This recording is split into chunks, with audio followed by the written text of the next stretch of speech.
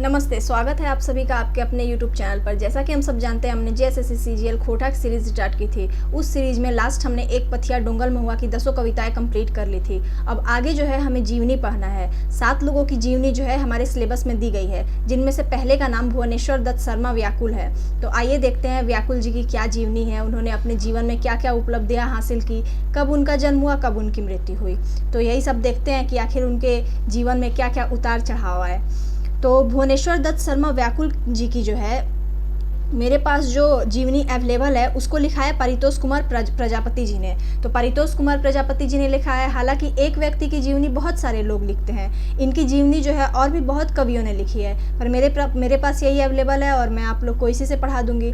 हाँ, पर उनके जीवन की सारी जो उतार चढ़ाव है वो आपको इससे पता ज़रूर चल जाएंगी। तो आइए देखते हैं। लिखा है, जखन खोटा भाषा आर साहित्यिक बात उठे है, हठात भुवनेश्वर दत्त शर्मा व्याकुल जी के ख्याल आई जाए।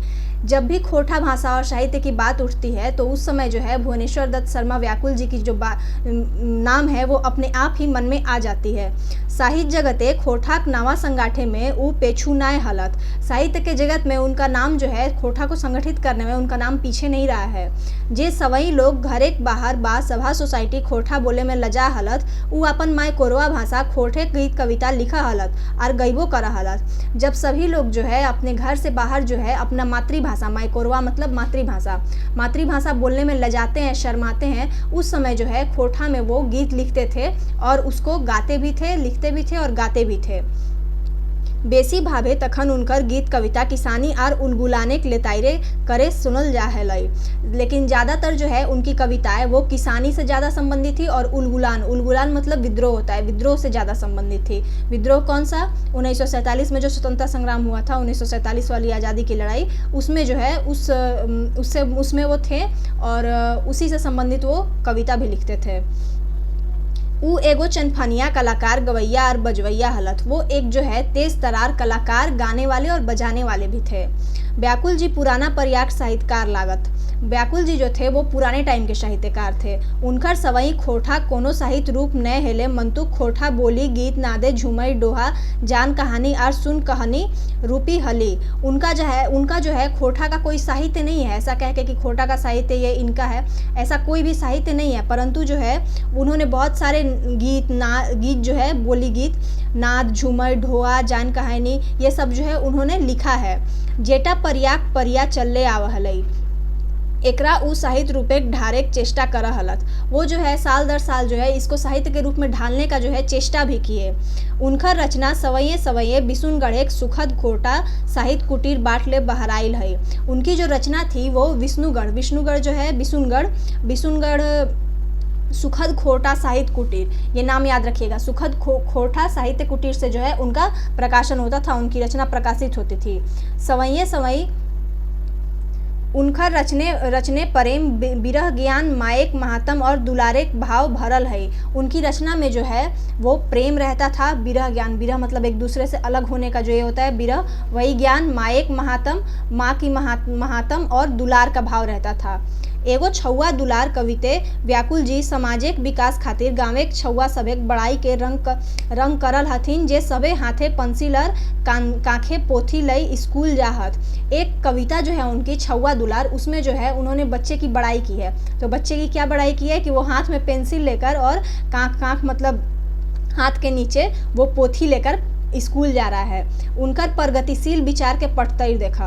उनका जो प्रगतिशील विचार है उसका एक उदाहरण देखिए। अब वो कविता में वो लिखे हैं कि हमर बाबू हमर सोना हमार सुगा पढ़े ले गेल। मतलब ये बच्चे की माँ कहती है कि मेरा बाबू जो है, मेरा बच्चा जो है सोना, वो सुगा मेरा, प्यार से लोग अपने बच्चे को सुगा बुलाते हैं गाँव में आज भी। तो सुगा जो है वो पढ़ने गया है। सुन गे अगली सुन गे खगिया ऊंच कलेज आज भैल। जो बोलती है माँ कि आज सुनो चिड़ैया, आज जो है मेरा कलेजा ऊंचा हुआ क्योंकि आज मेरा बच्चा पढ़ने गया है। तो इनके मन में देखिए पढ़ाई को लेकर कितना महत्व था। व्याकुल जी कविता खोठाही नए हिंदी और उर्दू लिखल हलत।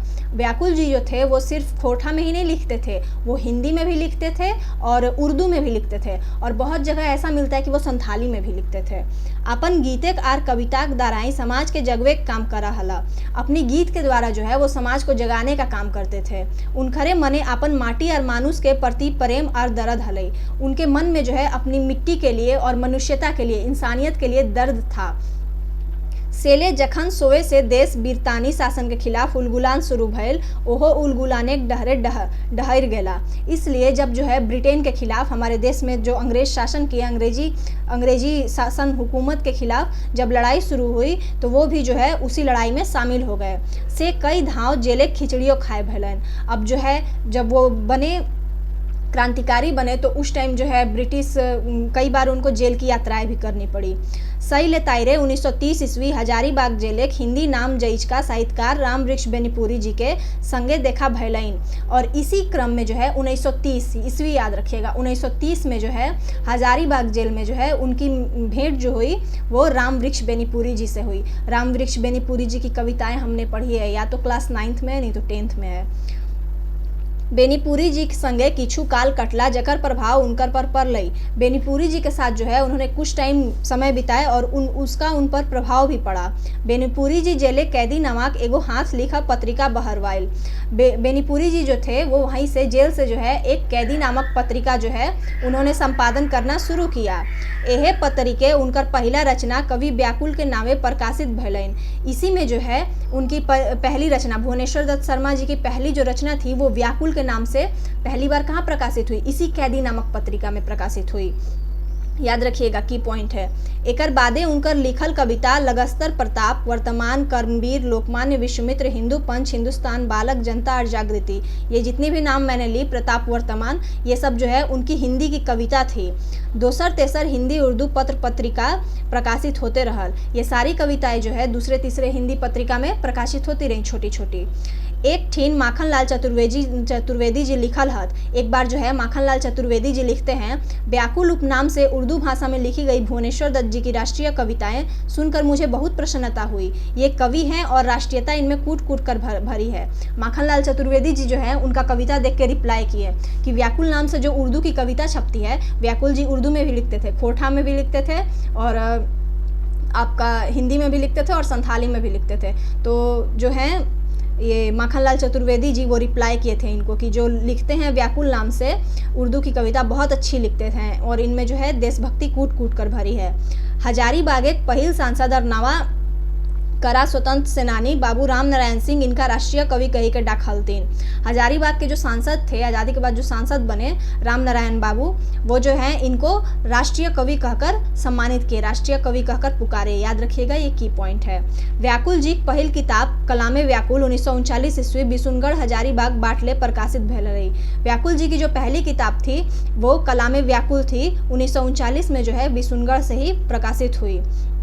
ई किताब एक कविता किछु लाइन देखा।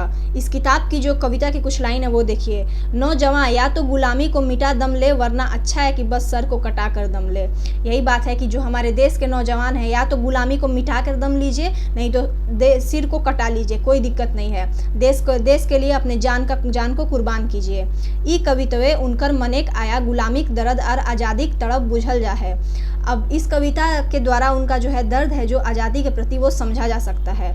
व्याकुल जी कविता पाठ तो करबे करहत, एगो बेस व्यक्ता हलत से ले राम नारायण बाबू उनका बड़ी सम्मान दे हलथिन। व्याकुल जी जो थे कविता पाठ तो करते ही थे, लेकिन वो बोलने में भी जो थे बहुत अच्छे वक्ता थे। इसलिए राम नारायण जो बोलने में अच्छे रहते हैं, अक्सर वो नेता के साथ रहेंगे तो उनका फ़ायदा ही है। और नेता भी बोलने में अच्छे ही होते हैं, जो बोलने में अच्छा है वही नेता होता है। आप बोल नहीं पाइएगा तो फिर नेता का आप में गुण नहीं है। तो वही जो है कि वो राम नारायण बाबू के साथ रहते थे व्याकुल जी। अब जो है हाँ, राम नारायण बाबू टान देख के उनकर संगे रह के कांग्रेस पार्टी काम देखत। राम नारायण बाबू के साथ रहते थे और राम नारायण बाबू कांग्रेस से थे तो वो उनके साथ उनका पार्टी का काम भी देखते थे। रामगढ़ एक कांग्रेस अधिवेशन के सफल बनवे में उनकर बड़ी योगदान हलन। रामगढ़ का जो अधिवेशन हुआ था, कांग्रेस का अधिवेशन झारखंड में, उसका उनमें उन्होंने जो है उसमें बड़ा योगदान किया था। व्याकुल जी 17 मार्च 1908 के ईस्वी के गिरिडीह पासे महथाडीह गाँव में जन्मल हला। व्याकुल जी जो थे वो 17 मई 1908 को जो है महथाडीह गांव है गिरिडीह में, वहीं पर जन्मे थे। मेंतुक उनका परिवार हजारीबाग एक बिशुनगढ़ गढ़े रहा हला, जहाँ से उनकी कृति छपती थी। बिशुनगढ़ वहीं पे जो है उनका परिवार रहता था। एखुन उनकर घर हुआ है, अभी जो है उनका घर वहीं है। जखन व्याकुल जी 6 महीना हला तखनी उनकर बाप पंडित बलदेव प्रसाद उपाध्याय सिराई गला। जब व्याकुल जी 6 माह के ही थे तभी उनके पिता की मृत्यु हो गई। पिता का नाम क्या था? तो पंडित बलदेव प्रसाद उपाध्याय। और से ले उनकर देखभाल उनकर आजा पंडित अयोध्या प्रसाद उपाध्याय करल थी, इसलिए उनका देखभाल जो है उनके आजा मतलब दादा होता है, पंडित अयोध्या प्रसाद उपाध्याय किए। अपन आजा से वो पहिल भाषा व्याकरण ज्ञान आर सीखा पहला। अपने दादा से ही उन्होंने जो है भाषा का पहला ज्ञान सीखा था। घरे उनकर मन न लागे से ले उ 11 बछरेक उमरई घर से भाग के काशी चल गए रहत और किछु दिन घर घुरिया अला। घर पर उनका मन नहीं लगता था, इसलिए 11 वर्ष के थे तो वो घर छोड़कर भाग गए थे। घर छोड़कर भाग कर काशी चले गए थे, लेकिन जब बाहर की दुनिया देखे बाहर क्या है क्या नहीं है, फिर वो वापस घूमकर घर आए।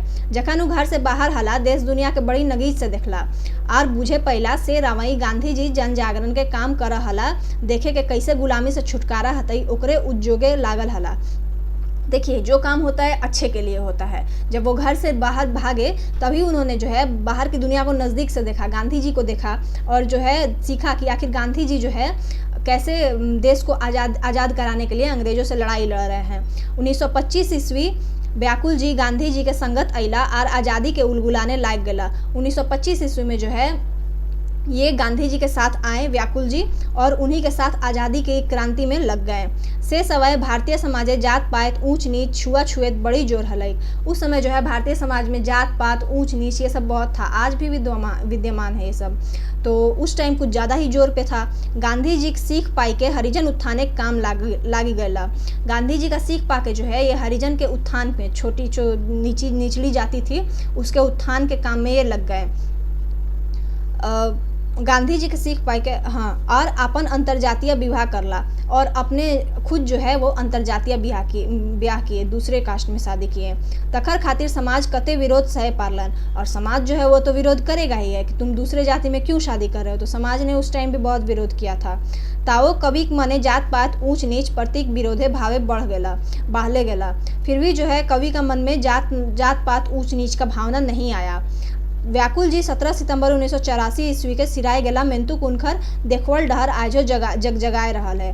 व्याकुल जी जो है 17 सितंबर 1984 को जो है इस दुनिया को छोड़कर विदा ले लिए, मतलब उनकी मृत्यु हो गई 17 सितंबर 1984 को। की पॉइंट याद रखिए, इंदिरा गांधी भी 1984 में ही मरी थी, तो 1984 में ही व्याकुल जी भी मरे, तो वो जो है मर गए और इस दुनिया को छोड़कर चले गए। चलिए, अब इतना जो हमने पढ़ा उसमें जो है आपके इम्पॉर्टेंट की पॉइंट्स जो शॉर्ट अगर कहा जाए तो शॉर्ट में मैं आपको बताती हूँ, आप यहाँ देख सकते हैं अपने स्क्रीन पर। भुवनेश्वर दत्त शर्मा व्याकुल, इनका जन्म 17 मार्च 1908, कहाँ? तो गिरिडीह के महथाडीह गाँव में, ठीक। पिता उनके हो गए पंडित बलदेव प्रसाद उपाध्याय, जो कि 6 महीने के थे जब व्याकुल जी, तभी वो मर गए। दादा जो थे वो पंडित अयोध्या प्रसाद उपाध्याय, जिन्होंने उनका पालन पोषण किया और दादा से ही उन्होंने व्याकरण भी सीखा था। 11 साल की उम्र में घर से भागकर काशी गए, फिर वापस आ गए। ये पॉइंट्स मैं आपको बता रही हूँ, आप देखिए पॉइंट्स के थ्रू यहाँ लिखा भी गया है। किसानी और उलगुलान का कविता ये ज़्यादा लिखते थे, पुराने समय के कवि थे, हमने जो पढ़ा। बिशुनगढ़ सुखद कोठा साहित्य कुटीर से इनकी रचना छपती थी। पॉइंट्स, नेक्स्ट पॉइंट, इनकी रचना में प्रेम विवाह विरह ज्ञान मायक महात्म और दुलार का भाव रहता था। खोठा हिंदी और उर्दू 3 भाषा में नहीं, एक और ऐड कर लीजिएगा, संथाली में भी ये लिखते थे। 1925 में गांधी जी के संगत में आए। 1930 में हजारीबाग जेल में राम वृक्ष बेनीपुरी से मिले। 1930 में जो मिले उनसे प्रभावित हुए और वहीं से हस्तलिखित जो है प्रतीक कैदी नाम की पत्रिका प्रकाशित की। कैदी पत्रिका में इनकी पहली रचना व्याकुल के नाम से प्रकाशित हुई। एग्जाम में पूछेगा व्याकुल के नाम से इनकी पहली रचना कहाँ प्रकाशित हुई, तो कैदी पत्रिका में। माखनलाल चतुर्वेदी इनकी उर्दू कविता के प्रशंसा किए थे, सही बात है।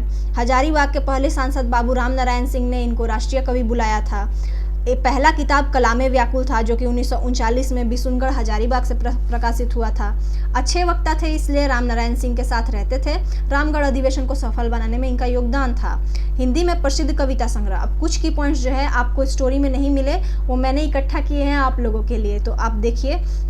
हिंदी में प्रसिद्ध कविता संग्रह कलामे व्याकुल, तराने व्याकुल, सफ़र का साथी, छोटा नागपुर आदि। अब देखिए लास्ट में जो व्याकुल आएगा वो तो आप बता ही देंगे कि क्या है। उर्दू में लिखे थे हुस्न इश्क और फलक से। और खोटा में जो इनकी कृति थी किसानों का अंतर्नाद, जो कि 1943-44 में इन्होंने लिखा था। और दूसरी कृति मादल 1950-51, और तीसरी जो है मादल ध्वनि मधुर ताल 1976 से 77। अब हिंदी की कुछ कविताएं प्रताप वर्तमान, करमवीर, ये सब तो आप लोग देखे ही। अब सम्मान, मोस्ट इम्पॉर्टेंट सम्मान, 1989 में इन्हें जो है श्रीनिवास पानूरी स्मृति सम्मान मिला। कितना में? तो 1989 में। सरस्वती सुशीला देवी से इनका विवाह हुआ था। वो जो अंतर्जातीय विवाह किए थे, वो एक विधवा थी सरस्वती सुशीला देवी, तो उसी से वो शादी किए थे। माता का नाम इनका शांति देवी था, और 17 सितंबर 1984 को तो ये इनकी मृत्यु हो गई। तो यही था आज का क्लास। उम्मीद है आपको अच्छा लगा। आपको इसका PDF जो है, दोनों PDF, एक खोटा वाला और एक क्लास में जो की पॉइंट्स मैंने बताया, वो मेरे टेलीग्राम चैनल पर मिल जाएंगे। टेलीग्राम चैनल का लिंक डिस्क्रिप्शन बॉक्स में है, तो बने रहे हमारे चैनल पर। और MCQs जो हैं, अब जीवनी वाले MCQs जब जीवनी को कंप्लीट करा दूंगी तब आएंगे। चलिए मिलते हैं नेक्स्ट क्लास में। धन्यवाद।